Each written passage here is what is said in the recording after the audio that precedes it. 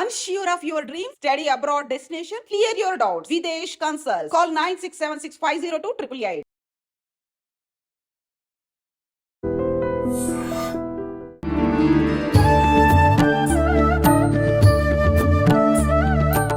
నమస్కారం, welcome to I dream. ధర్మ మార్గం విత్ విజిత కార్యక్రమానికి స్వాగతం. అయితే ప్రస్తుతం మనతో పాటు ఉన్నారు సమన్వయ సరస్వతి వాగ్దేవి పుత్రులు బ్రహ్మశ్రీ సామవేదం షణ్ముఖ శర్మ గారు. గురుగారితో మాట్లాడి మనకు అతి త్వరలో ఉగాది రాబోతోంది. ఉగాది అనగానే మన హిందువులందరికీ కూడా నూతన సంవత్సరంగా మనందరము భావిస్తూ ఉంటాము. అయితే మన హిందువులందరికీ కూడా ఉండే పండగల్లో చాలా శాస్త్రీయత దాగుంది అని చెప్పి ఒకప్పుడు గురుగారి మాటల్లో మనం విన్నాము. ఆ శాస్త్రీయత ఏంటో ఇప్పుడు సవివరంగా అడిగి తెలుసుకునే ప్రయత్నం చేద్దాం. నమస్కారం గురుగారు. నమస్కారం అమ్మా. ఎలా ఉన్నారు గురుగారు? బాగున్నానమ్మా. ఉగాది శుభాకాంక్షలు. థ్యాంక్ యూ గురుగారు, మీకు కూడా ఉగాది శుభాకాంక్షలు. శుభమ్మా. గురుగారు, ఉగాది అనగానే మనకు తెలుగు ఇప్పుడు అందరం కూడా జనవరి ఫిబ్రవరి అని చెప్పి ఇంగ్లీష్ మాసాలు మాత్రమే గుర్తుపెట్టుకుంటూ ఉన్నాము. కానీ తెలుగు మాసాల్లో చూసుకుంటే మనకి ఇప్పుడు ఉన్నది క్రోధినామ సంవత్సరము. ప్రస్తుతం క్రోధి అనగానే కొంత కోపము అలాంటిది మనకు అర్థమవుతోంది పేర్లో. రాబోయేది శ్రీ విశ్వవసునామ సంవత్సరము. మరి ఈ సంవత్సరం అంతా ఎలా ఉండబోతోంది? అసలు విశ్వవసునామ సంవత్సరం అంటే ఏంటి? ఇది విశ్వావసు అమ్మా. మనకు 60 సంవత్సరాలు ఉన్నాయి ప్రభవ నుంచి. ఇది 39వ సంవత్సరం. ఇది విశ్వావసు అనే మాటకు అర్థం విశ్వేషాం వసు యస్మాత్ నాకు అర్థం. ఎవరి నుండి ఈ విశ్వానికంతటికి సంపద వస్తోందో అతన్ని విశ్వావసు అంటారు. అదేవిధంగా విశ్వం వాసయితి, విశ్వాన్నంతటికి ఉనికిని అవడిస్తున్నాడో అతడు విశ్వావసు. ఈ రెండు అర్థాలు పరమేశ్వరుడి పరంగా అంటే భగవంతుడి పరంగా చెప్పబడుతున్నాయి. విశ్వంలో అన్ని సంపదలు ఆయన నుంచే వస్తున్నాయి. అదేవిధంగా విశ్వాన్ని ఉనికిగా నిలబెడుతున్నవాడు. రెండు అర్థాలు భగవంతుడి పేరు అనుకోవాలి. అసలు కాలాన్ని భగవత్ స్వరూపంగా చూసే సంస్కారం మనది. అందుకే అన్ని సంవత్సరాలు ఒక విధంగా అర్థం తెలుసుకుంటే భగవంతుడి పరంగానే ఉంటాయి.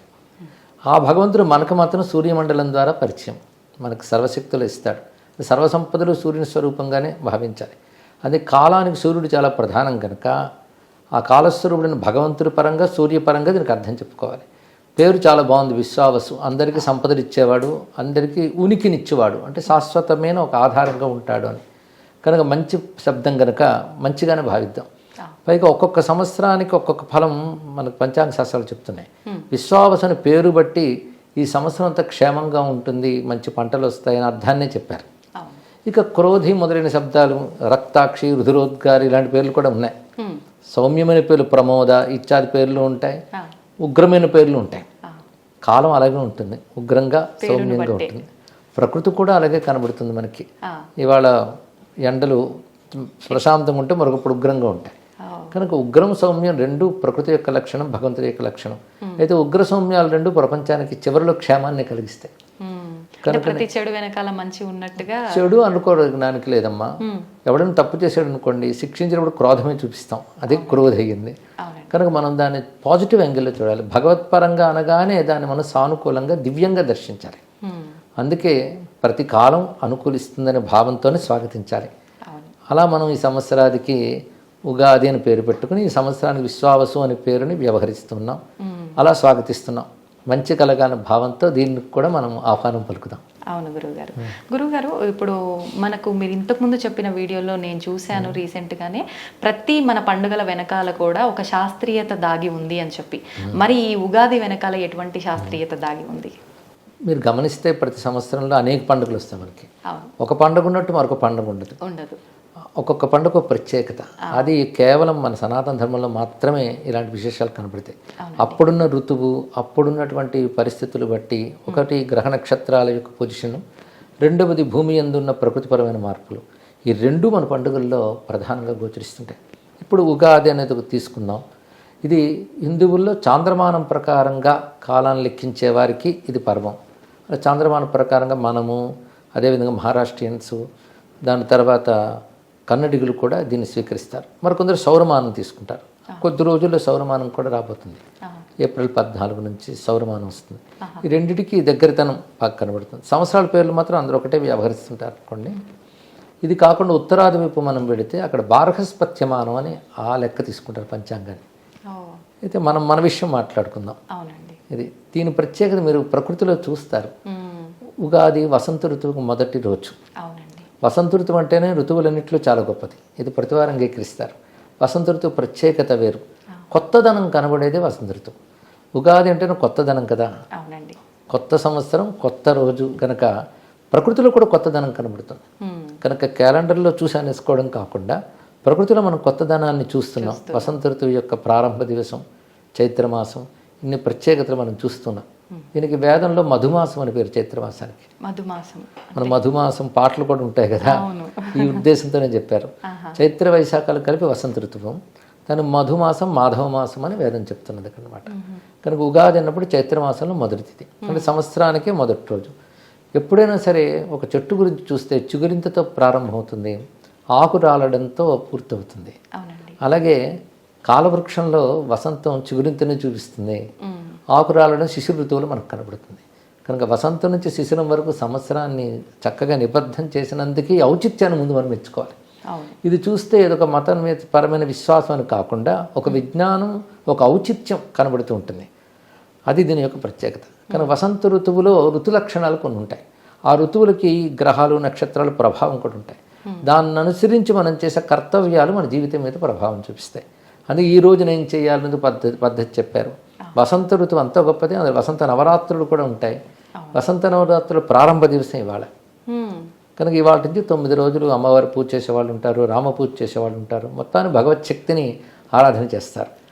ఎందుకంటే 9 రోజులు పూర్ణత్వానికి సంకేతం. అందుకు సంవత్సరం అంతా చేసిన ఫలితం 9 రోజులు చేస్తే లభిస్తుంది. అందుకు వసంత నవరాత్రులకి ఆరంభ దివసంగా మనం దీన్ని భావన చేస్తూ ఉగాదిని జరుపుకుంటున్నాం. అయితే ఇప్పుడు గురుగారు మీరు చెప్పినట్టుగా ప్రకృతిలో వచ్చే ఈ మార్పులు మనందరం కలారా చూస్తున్నాము, ఆహ్వానిస్తున్నాము. మరి మానవుల్లో చాలా రకాల ఆలోచనలతో నిండిపోయి కొట్టుమిట్టాడుతూ ఉంటారు, కొన్నిటి నుంచి బయటికి రాలేక అక్కడే ఆగిపోతుంటారు. అసలు మానవుల్లో మార్పు రావాలి, ఆ మార్పుని ఆహ్వానించాలి అంటే ఏ మార్పుని ఆహ్వానించవచ్చు? ముందు ఆలోచన ధోరణి మారాలమ్మా. సానుకూల ధోరణి ఏర్పడాలి. అంటే పాజిటివ్ థాట్స్ అంటాం. సద్భావం, సత్సంకల్పం, ఈ రెండు మనలో ఉంటే ఏ మార్పు అయినా మనకు అనుకూలంగా ఉంటుంది. ఎందుకంటే కాలంలో వచ్చే మార్పుని, సంఘటనలు మనం మార్చలేం. మన ఆలోచన మనం మార్చుకోగలగాలి. దీనికి ఒక చిన్న కథ చెప్తారు. ఒక ఆయనకి కంటికి ఏదో నలత వచ్చింది. అప్పుడు వైద్యులు చెప్పారు, నువ్వు ఎక్కువగా ఆకుపచ్చ రంగు చూస్తుంటే నీ కంటి రోగం పోతుందని చెప్పారు. బాగా సంపన్నుడు కనుక తన వెనకాల ఒక వ్యక్తిని, ఆకుపచ్చ పెయింట్ చేసే వ్యక్తిని పట్టుకెళ్ళి ఇతను వెళ్ళి ప్రతి చోట ఆకుపచ్చ పెయింట్ వేయించడం మొదలుపెట్టాడు. ఒక ఆయన వచ్చి, నువ్వు ప్రతి చోట ఇలా ఆకుపచ్చ పెయింట్ వేసే బదులు ఆకుపచ్చ కళ్ళజోడు పెట్టుకుంటే సరిపోతుంది కదా అని చెప్పాడు. ఇలాగా మన సంఘటనలు మార్చి ఆనందిద్దాం అనుకుంటాం, కానీ ఆలోచన మార్చుకుంటే సంఘటన కూడా సానుకూలంగా చూడడం తప్పకుండా తెలుస్తుంది. అందుకే ఆలోచన సానుకూలంగా ఉండాలి, సద్భావంతో ఉండాలి ఎప్పుడు కూడా. అంటే మంచి ఆలోచన, పాజిటివ్ థాట్స్ మనం ఏర్పాటు చేసుకుంటే మంచి మార్పులు వస్తాయమ్మా. ఎందుకంటే ఏదో సుఖపడిపోవాలని ఎక్కువ తపన పడిపోతాం, కానీ ఆనందం అనేది అంతరంగంలో ఉందని తెలుసుకుని ఆలోచన సద్భావంతో చూసుకుని వీలైతే పరోపకార బుద్ధి కూడా నా ఆనందం, తృప్తి ఉంటుందమ్మా. అందుకే మంచి ఆలోచన, మంచి సంకల్పం చేసుకోవాలి. అదే ఉగాది నాడు మనం దానికి తగ్గ వాతావరణం చూడండి. బ్రాహ్మీ ముహూర్తంలో లేవడం, పవిత్ర స్నానం చేయడం, మంగళ స్నానం ఆచరిస్తున్నారు అంటే పవిత్రంగా భగవన్నామంతో స్నానం చేసి, అభ్యంగ స్నానం చేసి, నూతన వస్త్రములు ధరించి, ఇంటిని కూడా చక్కగా అలంకారం చేసుకుని, మామిడి తోరణాలతో, పసుపు గుమ్మాలతో అలంకారం చేసుకుని, భగవంతుడికి దీపం పెట్టుకుని, గణపతిని, ఇష్టదేవతని ప్రార్థన చేసి తర్వాత మనం పంచాంగ శ్రవణం చేస్తాం. అంటే ఇక్కడ మనం కూర్చున్న వాతావరణం నుంచి మనం సంసిద్ధత అవుతున్న పరిస్థితి చూస్తుంటే ఎంత పవిత్రంగా, మంగళంగా ఉంది. యాంబియన్స్ అంటారు. ఈ విధంగా మనం చుట్టూ పవిత్రమైన వాతావరణం కల్పన చేసుకుని కూర్చుంటే తప్పకుండా భావం మీద మంచి ప్రభావం ఉంటుంది. అప్పుడు సద్భావాలు, సదాలోచనలు, సత్సంకల్పాలు వస్తాయన్నమాట. అలా ఉన్నవాడికి ప్రతి మార్పు మంచిగానే ఉంటుంది. అంతేకాదు మంచి మార్పులు కూడా లభిస్తాయి అతనికి. కనుక మార్పులు ఎలా ఉన్నా ఆలోచన సరిగ్గా ఉంటే ఆ మార్పును మనం సానుకూలంగా మలచుకోగలం. భగవంతుడు కూడా సద్భావం ఉన్నవాడికి అనుగ్రహం ఇచ్చి వెంటనే ఆ ప్రభావం కూడా మార్పు రూపంలో చూపిస్తాడు. అయితే మీరు చెప్పినట్టుగా మీలాంటి పెద్దవాళ్ళు చెప్పగానే అనిపిస్తుంది, అరే ఇంత ఈజీ కదా, మనం ఆలోచన ఒక్కటి మార్చుకుంటే అయిపోతుంది, అంత మారిపోతుంది అని చెప్పి. కానీ ఆ ఆలోచనని మార్చాలి అన్న ప్రాసెస్లోనే ఇంకెక్కువ ఆలోచిస్తూ ఉంటాం. అంత ఈజీగా మనం దాన్ని పక్కకు తీసుకెళ్ళలేము. ఎలా సాధ్యపడుతుంది అంటారు గురువు? ఆలోచన ఎలా మార్చాలని ఆలోచిస్తాం. అవును, అది సమస్య. దానికి ఒకటమ్మా వివేకం ఒకటి, సత్సంగం ఒకటి, సత్కాలక్షేపం, ఈ 3. వివేకం అంటే మనలో ఒక ఇంగిత జ్ఞానం ఒకటి ఉండాలి. అంటే మనల్ని మనం నిగ్రహించుకోగలగడమే వివేకం ఇక్కడ. రెండవది సద్విషయాలతో అనుబంధం ఉంటూ ఉంటే తప్పకుండా సత్సంకల్పాలు, మంచి ఆలోచనలు వస్తాయి.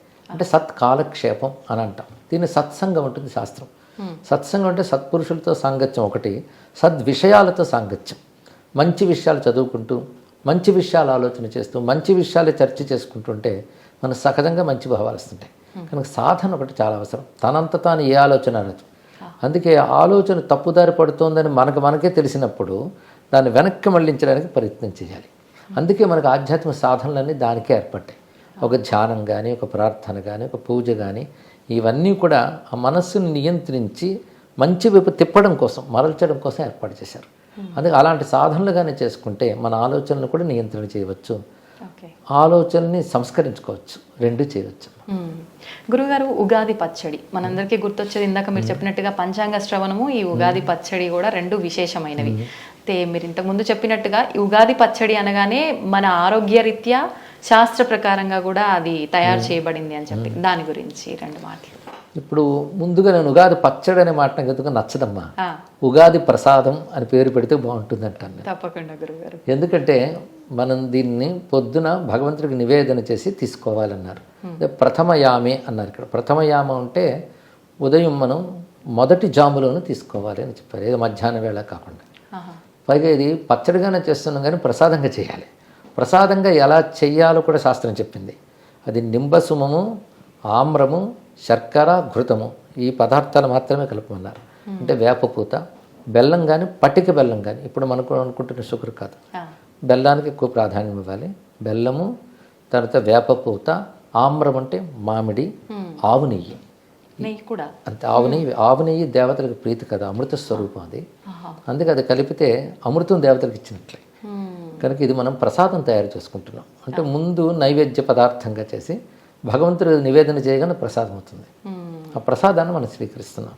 ఇది ఇందులో ప్రధానం. అంతేగాని మిగిలిన పోపులు, ఇవి తాళింపులు ఇవన్నీ కలిపేయడం ఉందే, అది వారి అభిరుచులు బట్టి చేస్తున్నారు. కానీ శాస్త్రం మాత్రం నిర్దేశించింది ఇంతేనమ్మా, ఇవి మాత్రమే తీసుకోవాలి. దీని వెనకాల ఆరోగ్య లక్షణాలు ఆయుర్వేద నిపుణులు చెప్తారు. కానీ ఇది భగవంతుడికి నివేదిస్తాం. ఈ సమయంలో వచ్చేటువంటి మామిడి కానీ, వేపపూత కానీ ఇవన్నీ ఆరోగ్యకరం. అలాగే బెల్లం దేవతా ద్రవ్యం, నెయ్యి దేవతా ద్రవ్యం. అందుకే అవి నివేదించి వాటిని ఆ పవిత్ర భావంతో, ప్రసాద భావంతో తీసుకుంటే మనస్సుకి ప్రసాద లక్షణం అంటే ప్రసన్నత లక్షణం వస్తుంది. అది ఇలా తీసుకోవాలి ఉగాది ప్రసాదాన్ని. అయితే గురుగారు, మనకి ఉగాది ప్రసాదం ఎంత ప్రత్యేకతో సాయంకాలం పంచాంగ శ్రవణం కూడా అంతే ఇంపార్టెంట్ ఆ రోజున. ఎందుకు వినాలి అసలు ఈ పంచాంగ శ్రవణం అనేది? మామూలుగా చాలా పవిత్రంగా భావిస్తూ ఉంటాము. వినటం వల్ల మనకి ఏదో వస్తుందా? అసలు ఎందుకు వినాలి? సాయంకాలం వినాలని మాత్రం శాస్త్రంలో లేదమ్మా. అది ప్రాతకాల కృత్యంగానే చెప్పారు. సాయంకాలం అంటే తప్పేం లేదు, ప్రాతకాలంలోనే వినవచ్చు. ఎందుకంటే ఆ రోజు కదా ప్రారంభించుకుంటున్నాం కాలాన్ని, అందుకే పొద్దుటే ప్రారంభించుకోవచ్చు. అయితే శాస్త్రాలు ఏం చెప్పారంటే ముందు భగవత్ పూజ, తర్వాత పంచాంగ శ్రవణం, తర్వాత ప్రసాద స్వీకారం చెప్పారు. అంటే పంచాంగ శ్రవణానికి అంత ప్రాధాన్యం ఉన్నది. పంచాంగ శ్రవణం అంటే సాధారణంగా ప్రతిరోజు 5 అంగములు ఉంటాయి మన పంచాంగంలో. అవి తిథి, వార, నక్షత్ర, యోగ, కరణ అని 5 గురించి చెప్పేది పంచాంగములు. ప్రతిరోజు మనం నిత్య పూజలు చేసేటప్పుడు కూడా వీటి సంకల్పంలో సంవత్సరం పేరు చెప్పుకుంటాం, అయ్యనం చెప్తాం, ఋతువు చెప్తాం, మాసం చెప్తాము, పక్షం చెప్తాము. దాని తర్వాత తిథి, వార, నక్షత్రాలు కూడా చెప్తాం. కొన్ని చోట్ల యోగకరణాలు కూడా చెప్తారనుకోండి, శుభయోగే శుభకరణి అనేస్తారు తెలుసుకోకపోతే. మొత్తానికి ప్రతిరోజు పంచాంగం చెప్పుకునే మనం ప్రాతకాలాన్ని, దినాన్ని ప్రారంభించుకుంటున్నాం. ఎందుకు చేస్తాం ఇదంటే, ఒకటి ఈ రోజు గుర్తుపెట్టుకోవడం కోసం ఒకటి, అంతేకాకుండా తిథి, వార, నక్షత్రాదులన్నీ కూడా కాల అంగములు. వీటికి దేవతలు ఉంటారు, అభిమాన దేవతలని, అధిదేవతలని ఉంటారు ఇక్కడ. కనుక ఈ పంచాంగాన్ని శ్రవణం చేస్తే ఆ కాల దేవతల అనుకూలత, అనుగ్రహం మనకు లభిస్తుంది. అదొకటి. ముఖ్యంగా ఈ రోజున పంచాంగ శ్రవణంలో చేసేది అంటే సంవత్సర స్వరూపం మొత్తం తెలుసుకుంటారు. ఈ సంవత్సరం ప్రారంభమైంది, ఏ రోజున ప్రారంభమైంది, ఏ వారం నాడు, ఆ వారం ఏ దేవత ఉన్నారో అదే సంవత్సరానికి రాజు అవుతుంది. ఉదాహరణకు కూడా విశ్వావసనామ సంవత్సరం ఈ ఏడాది ఆదివారం ప్రారంభమైంది కనుక సూర్యుడు రాజు అయ్యాడు. అలా సూర్యుడు రాజు అయితే మిగిలిన వాళ్ళు ఏమవుతారో సర్వగ్రహములు చెప్తారు. గ్రహములు, గ్రహ దేవతలు, అవి చెప్పుకుని సంవత్సరానికి రాజు, సేనాపతి, మంత్రి అని వాళ్ళకు పదవులు ఇచ్చినట్లుగా చూపిస్తారు. అది ఊరికనే ఇచ్చినట్లు కాకుండా వాళ్ళు వేటిని నియంత్రిస్తుంటారో చెప్తారు. ఆ గ్రహం యొక్క అధీనంలో ఏముంటుంది. సేనాధిపతి అంటే అతని అధీనంలో సైన్యాదులు ఇవన్నీ నడుస్తాయి. దాని ప్రభావం కాలం మీద ఎలా ఉంటుందో చెప్తారు. ఇలా సంవత్సర స్వరూపాన్ని తెలుసుకుంటూ ఈ సంవత్సరంలో రాబోయే ముఖ్య పర్వాలు ఏమిటి, అలాగే మూఢాలు ఎప్పుడు వస్తాయి, ముహూర్త కాలములు ఎప్పుడున్నాయి, గ్రహణాలు ఎప్పుడు వస్తాయి, అలాగే పర్వకాలముల్లో ముఖ్యంగా పుష్కరాలు లాంటివి ఈ సంవత్సరం ఎప్పుడు వస్తాయి, ఇవన్నీ ఆ రోజు చెప్పుకుంటాం. సంవత్సరం గురించి ఒక అవగాహన వస్తుంది. దాన్ని బట్టి ఈ సంవత్సరం ఎప్పుడు ఏం చేయాలో మనకు ఒక ప్రణాళిక ఏర్పడుతుంది. పైగా వృత్తులు మొదలైన చేసే వాళ్ళకు కూడా ఏ వృత్తికి ఏ మాసం, ఏ తిథి, ఏ ముహూర్తం అనుకూలమో కూడా చెప్తారు. వీటిలో వర్షాల మీద ఆధారపడే వ్యవసాయదారులకు కానీ, వ్యాపారవేత్తలకు కానీ, వాళ్ళందరికీ ఏ వస్తువులకి ఈ ఏడాది మంచి లాభం ఉంటుంది, ఇలాంటివి కూడా ఈ గ్రహ పరిస్థితి బట్టి పంచాంగం చెప్తుంది. ఇవన్నీ వినడం వల్ల వారి వారి వృత్తుల్ని, వ్యాపారాలను కూడా ప్రణాళిక వేసుకోవచ్చు. సంవత్సరం గురించి తెలుసుకుంటారు.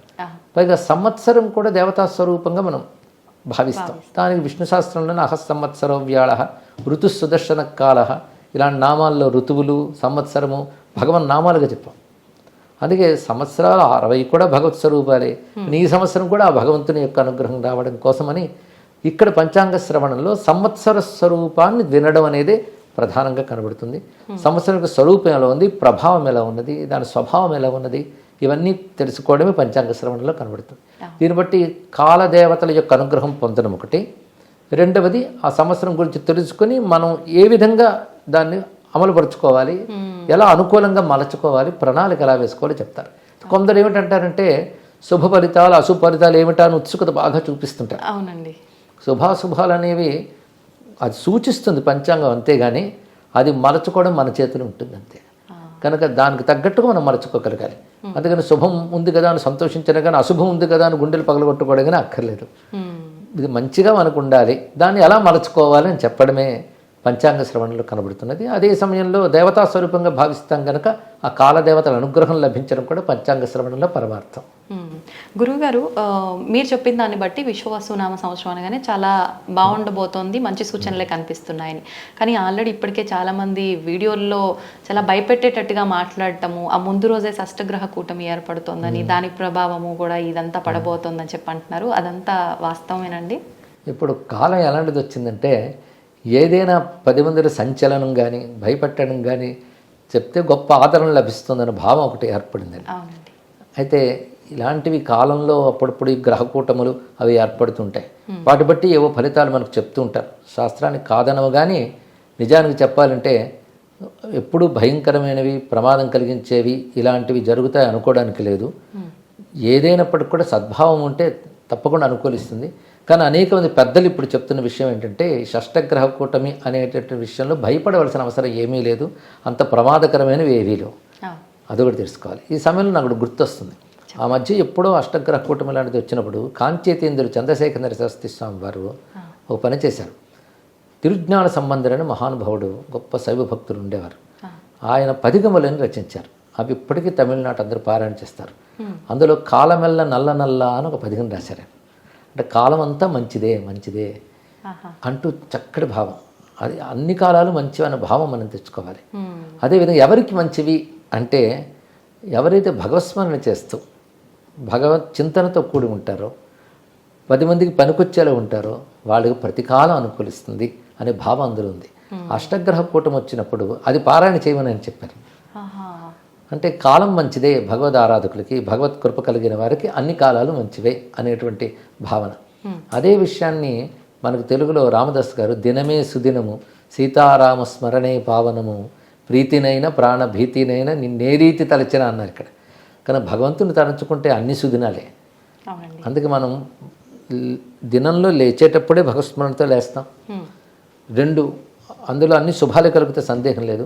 ఏదైనా మనకు ప్రతికూలమైన కలిగినా దాన్ని తట్టుకునే శక్తి, అర్థం చేసుకునే శక్తి, మనల్ని అనుకూలంగా మార్చుకునే శక్తి భగవంతుడు ఇస్తాడు తప్పకుండా. కనుక ఏ ప్రమాదాలు ఈ సంవత్సరం చక్కగానే ఉంటుందని మనం భావిద్దాం, సందేహం లేదమ్మా. గురుగారు ఇంకొక విషయం, మామూలుగా ఉగాది అనగానే ఇప్పుడు మీరు చెప్పినంత వరకు ప్రతి ఒక్కరం మాట్లాడుకుంటాము, ప్రతి ఒక్కరు చెప్పేది కూడా అదే. కానీ నేను మీ వీడియోలో విన్నది ధ్వజారోహణము అని చెప్పి ఒక కొత్త విధానం గురించి. అదేంటండి, ఎవరు ఆచరిస్తారు దాన్ని? ఇది ధర్మశాస్త్రంలో ఉన్న విషయమేనమ్మా. ఈరోజు చేయవలసిన కృత్యాల్లో చెప్పింది ఏంటంటే, ఇందాక చెప్పిన నింబకుసుమ భక్షణం, పంచాంగ శ్రవణం, తర్వాత ధ్వజారోహణము, ప్రపాదానము, తర్వాత వసంత నవరాత్రి ఆరంభం అని 5 చెప్పారు అందరూ. ఇందులో ధ్వజారోహణం అంటే జెండా ఎగరవేయడం అమ్మ. మన ఇళ్ల మీద కూడా ఒక ధ్వజాన్ని పెట్టుకుంటారు. ధ్వజం అనేది మనకి ఆలయాల్లో కూడా ధ్వజము పెట్టడం కనబడుతుంది కదా. రెండవది ఇందాక చెప్పుకొని నింబకుసుమ భక్షణం ఒకటి, అందులో వేపపూతయే చెప్పాడు. ఇవన్నీ కలియాలని మళ్ళీ వాక్యం కనబడుతుంది అనుకోండి. దాని తర్వాత చెప్తున్నటువంటిది మనకి పంచాంగ శ్రవణం చెప్పుకున్నాం. దాని ప్రపాదానం. ప్రపాదానం అంటే చలివేంద్రమ్మ. చలివేంద్రులు ఏర్పాటు చేయడం కూడా ఇవాళ చేసి 4 నెలల పాటు చేయమన్నారు. దానికి వాళ్ళ ప్రారంభం అంటే లోకాన్ని ఉపకరించే పని కదా ప్రపాదానం. 10 మందికి క్షేమం కలిగించే పని నువ్వు చేస్తే నీ క్షేమం కలుగుతుంది అనేది మన శాస్త్రం కనుక. ప్రపాదానం అంటే మజ్జిగ ఇవ్వడం అంటారు, అది చెప్తారు. కానీ అక్కడ జలదానం అని చెప్పాడు. జలాన్ని మన ఇవ్వడమే చాలా ప్రధానం. మజ్జిగ కూడా చేయొచ్చు, కానీ జలదానం, ప్రపాదానం, చలివెందర ఏర్పాటు చేయడం అనేటువంటిది ఇది భగవత్ ప్రీతిగా లోకోపకారార్థం మనం చేస్తాం. ఇవి ప్రధాన కృత్యాలు చెప్పారు. ఇందాక చెప్పిన వసంత నవరాత్రి ఆరంభం కూడా అమ్మవారు ఉపాసకులు 9 రోజులు చేసేవాళ్ళు ఉంటారు. లేదా ఈ రోజున భగవత్ స్మరణగా మన అమ్మవారిని ఆరాధించుకోవచ్చు. పైగా ఇక్కడికి 9 రోజులు రామనవమి ఎలాగూ రాబోతున్నది కనుక ఆ రామచంద్ర సంబంధమైనటువంటి నవరాత్రులకు ప్రారంభంగా కూడా భావన చేయవచ్చు. గురుగారు, ఒక చిన్న సందేహం. అంటే నేను వీడియో చేసినప్పుడు ఒకరు చెప్పిన మాట ఏంటంటే, మనం మామూలుగా శుభకార్యాలకు కానీ ఇలాంటి పండుగలకు కానీ మామిడి తోరణాలు కట్టడం. అయితే ఇప్పుడు ప్రత్యేకించి మామిడి కాయలు వచ్చే సీజన్ కాబట్టి లేత ఆకులు ఉంటాయి. ఆ మామిడి ఆకుల కోసం తెంపడానికి వెళ్తే అవన్నీ నష్టం జరగటం ఇలాంటివి ఉంటాయి. కాబట్టి ఇప్పుడు అసలు మామిడి ఆకుల తోరణాలే కట్టొద్దు, వేప మండలు మాత్రమే మనము పెట్టాలి అని చెప్పి, ఇది వాస్తవమా అండి? అది శాస్త్రంలో లేదమ్మా. మామిడి తోరణం కట్టచ్చు, అయితే కాయలకి బాధ కలగకుండా మనం కొమ్మలు తీసుకోవచ్చు కదా. మరీ లేతవి కాకపోయినా ఆ దశ కంటే కొంచెం పై దశలో ఉన్న ఆకులు కూడా తీసుకోవచ్చు. వేపమండలు కట్టడం తప్పు కాదు, కానీ మనకు మామిడి ఆకులు తోరణమే చెప్పబడుతుందమ్మా. మరి మామిడికాయల కోసం పచ్చడి చేసుకుంటున్నామా? చెట్టుకు బాధించట్లే. మామిడికాయతోనే కదా పచ్చడి చేస్తాం, ఉగాది ప్రసాదం చేస్తాం. అలాగే కొమ్మలు కూడా తీసుకొచ్చేది. పైగా చెట్టుకో లక్షణం ఉంది శాస్త్రంలో కూడా. మనం తెంచితే మళ్ళీ వచ్చే లక్షణం ఉంది కనుక చెట్టుని అవసరమైనప్పుడు తెంచడం తప్పు కాదమ్మా. ఏదో యజ్ఞాల సందర్భాల్లో కొన్నిట్లో కూడదని చెప్తారు, కొన్నిటికి. కానీ మామిడి కొమ్మలు హాయిగా తీసుకొని తోరణంగా పెట్టచ్చు. చక్కటి విషయాలు తెలియజేశారు గురుగారు, ధన్యవాదాలు. శుభమ్మ, అందరికీ ఉగాది శుభాకాంక్షలు.